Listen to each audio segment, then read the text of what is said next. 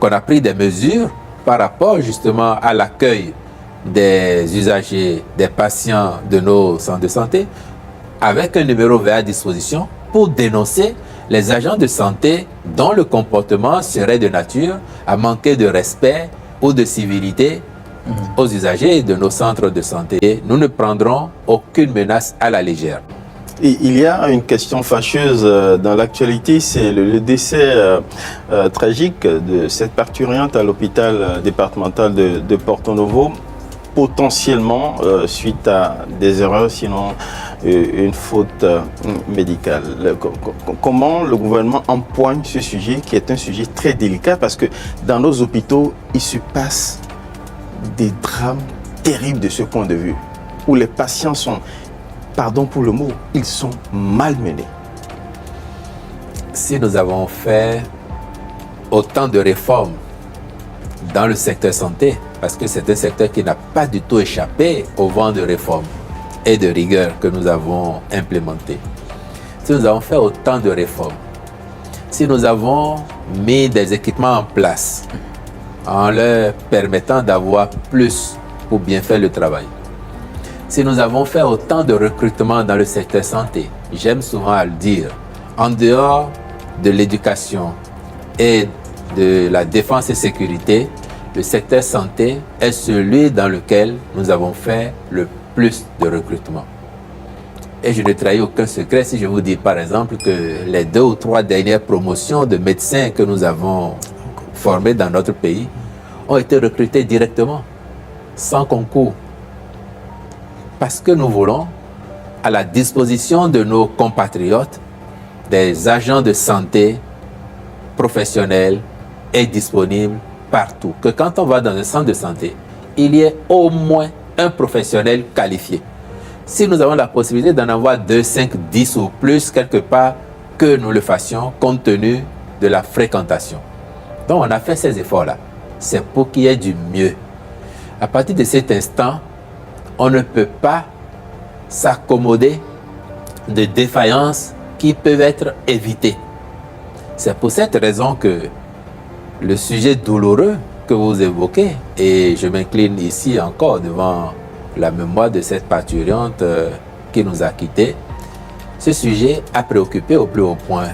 Et mercredi, effectivement, en marge du Conseil, le chef de l'État a évoqué le sujet. Le ministre de la Santé a donné les détails qui étaient déjà en sa possession. Les diligences qu'il a accomplies lui-même, s'étant rendu au CHDO, ayant tenu des séances avec les responsables du centre pour chercher à comprendre ce qui s'est passé, et puis ayant diligenté une enquête administrative avec le soutien de l'autorité de régulation du secteur de la santé. C'est en cours. Et le chef de l'État a exigé que oui, en plus de ça, l'enquête judiciaire doit également se faire, elle est déjà ouverte, mais doit se faire également sans complaisance, avec toute la rigueur requise afin que les responsabilités soient situées.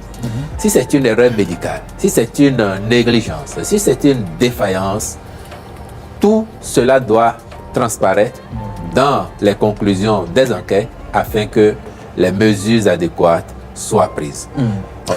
Et il le faut pour le Bénin moderne qui se bâtit, il le faut afin que cela ne se répète pas impunément. S'il y a une faute manifeste et qu'on fait semblant de traiter ou qu'on ne traite pas, c'est qu'on encouragerait implicitement d'autres à commettre des fautes. Or, si la faute est avérée et que les sanctions prévues sont administrées, cela montrerait aux uns aux autres que il ne faut plus s'y aventurer. Et là-dessus, je pense que le peuple béninois peut être en confiance. Parce que c'est au même ministère de la Santé, il y a quelques semaines seulement, qu'on a pris des mesures par rapport justement à l'accueil des usagers, des patients de nos centres de santé, avec un numéro vert à disposition pour dénoncer les agents de santé dont le comportement serait de nature à manquer de respect ou de civilité aux usagers de nos centres de santé. Si on a pu faire ça à ce niveau-là, à plus forte raison lorsqu'il s'agit de vies humaines qui sont en jeu. L'enquête est très attendue, mais face à l'émotion et aux accusations relayées dans l'opinion publique, comment le gouvernement entend-il garantir vraiment cette enquête de façon indépendante et transparente? Quand les conclusions sortiront, vous verrez. Parce qu'une enquête, ça obéit à des règles. Les acteurs, les protagonistes, ici la famille de la défunte, à commencer par son époux, ils seront également entendus. L'époux a écrit. Bon, il a écrit des choses. Absolument. Tout ce qu'il a écrit n'est certainement pas vrai. C'est peut-être l'émotion ou c'est peut-être ce que lui il a entendu. C'est peut-être ce que sa compréhension lui a permis de saisir. Les enquêtes nous édifieront. Les enquêtes nous édifieront. Et puis, chacun appréciera. De toutes les façons, ce sera sans complaisance, mais avec toute la rigueur requise. Monsieur le porte-parole, est-ce qu'il y a de nouveau, justement, dans ce dossier de tentative de coup d'État du 7 décembre dans les enquêtes? Cette fois-ci, la justice est peu diserte là-dessus. Alors, on craint pour la transparence et l'équité de la justice dans cette matière. Jusqu'à plus informé, et je ne peux pas vous dire plus que ce que vous savez, qu'on a déjà entendu. Je sais que les enquêtes sont en cours et en temps utile, nous en aurons le contenu puisqu'il y aura forcément un procès.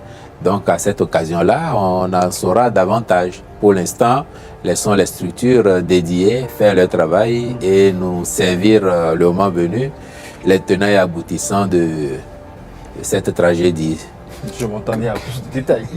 Que répondez-vous aux accusations portées par le président Tiani contre le Bénin à l'issue des explosions intervenues dans la zone aéroportuaire du Niger? Bon, pas que le Bénin, il y a bien d'autres pays qui ont été cités aussi. Oui. Bon, j'espère que vous n'êtes pas surpris par ces accusations. J'espère que vous n'êtes pas surpris. Ce n'est pas la première parce que fois. Nous, on n'est pas surpris. Les Béninois devraient même se dire, mais à quand la prochaine?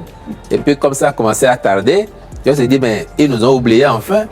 Mais écoutez, lorsque vous êtes premier de la classe, qu'est-ce qui se passe souvent? Il y a parmi vos camarades ceux qui aimeraient vous déloger de la première place, qui vont se mettre à fond au travail. Et il y a ceux qui vous jalousent parce qu'ils ne savent pas que être premier de la classe, ça vous coûte des nuits de sommeil, ça vous coûte des temps de jeu, de divertissement, et ça vous demande beaucoup d'efforts. Il se trouve que grâce à notre travail collectif, et un peu malgré nous tous, le Bénin aujourd'hui, on peut le dire, toute proportion gardée, mais sans fausse modestie, on peut dire que nous sommes premiers de la classe. Ça ne fait pas que des heureux. Ça ne fait pas que des heureux.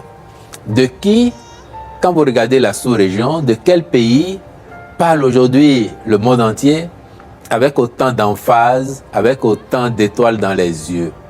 Quelle est cette destination que les gens veulent venir découvrir quand vous allez sur les réseaux sociaux? C'est encore du Bénin.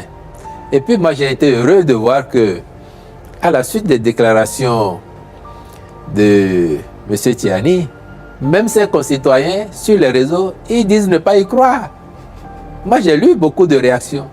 Les Nigériens disent non, ça suffit, laissez le petit Bénin tranquille. Nous, on sait que les Béninois, ce sont nos frères, ce sont nos amis. Donc, les Nigériens même n'y croient pas. À plus forte raison, ici.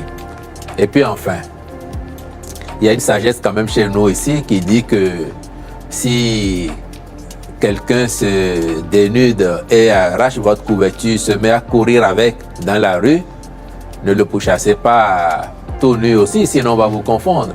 Bon, donc on s'en tiendrait à ce qui est observé, à la réaction des populations qui nous rassure, parce que même au Niger, mais les gens n'y croient pas.